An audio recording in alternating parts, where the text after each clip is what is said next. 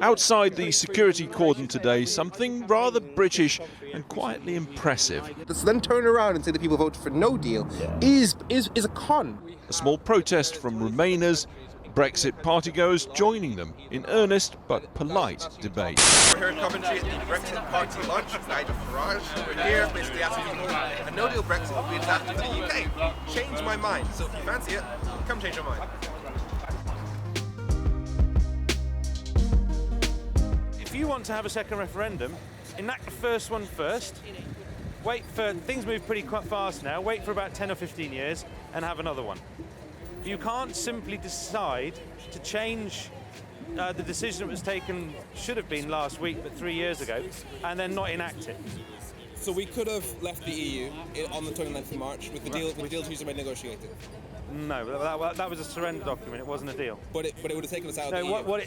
No, it wouldn't have done. It would have left us curtailed for at least 3 years, with an opportunity that the people who we were negotiating against wouldn't end up letting us leave at all. But we would be outside of the EU. No, we wouldn't have been. We would have been under their control, yeah, but would we with no recourse to change the 60 million people that live in this country.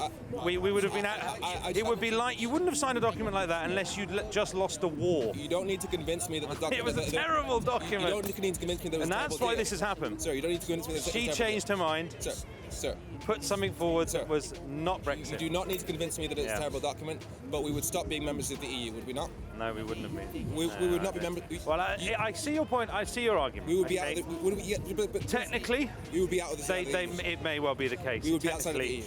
Technically, it may be the case. Yes. What it wouldn't be is leaving the European Union. Let's take the democratic standpoint first. Do you believe that every single one of the 17.4 million people who voted for Brexit wanted no deal? Probably not. So does that not mean that we don't necessarily have a majority in the country from no deal whilst there is 40%? I think you probably will find you've got a majority now. When they've seen the way Europe have reacted, you'll find most people now, even the youngsters that were into voting for themselves, for their education and going across to Europe and all the rest of it. Young people, I mean, the polls have been done since the referendum, and also recently. And you believe polls? Well, no, exit polls from the actual referendum day, as in when people were actually physically leaving the booths. Yeah. So those show that 73% of 18 to 24-year-olds voted to remain, and now when we go across the country speaking to young people, that is generally the case. However, my main point would be that's now, and you can only base that on polls, as you say you're not a fan of polls. Yeah. In 2016, again, like you said, probably not all Brexit voters wanted no deal. In fact, I've spoken to many Brexit voters who did not want no deal, and because no deal to be a catastrophe, because they wanted a deal. They know that their business or whatever trades with Europe and relies on those European links. For me, for immigration, when it comes to the European Union, I don't like the system because currently we give preference to people based on where they come from. If you come from France or Germany, you tend to get preference over someone from New Zealand or Canada. For us, the fact that we have that free movement works for the UK citizens as well. It means that we can go live and work in any country across Europe, and we don't have to. The post-Brexit immigration policy of the Conservative Party is to make it so that if you want to come here, you need to make at least £30,000.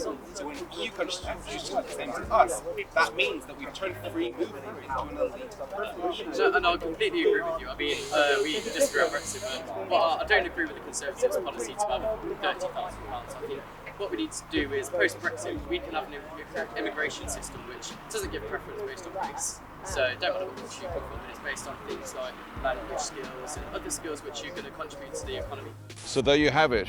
One with the Gilets jaunes, coincidence I'm sure, but a group of young people, some very much Remain, some passionately Brexit, having a perfectly civilised discussion on a street corner just outside today's launch. There is hope yet in divided Britain.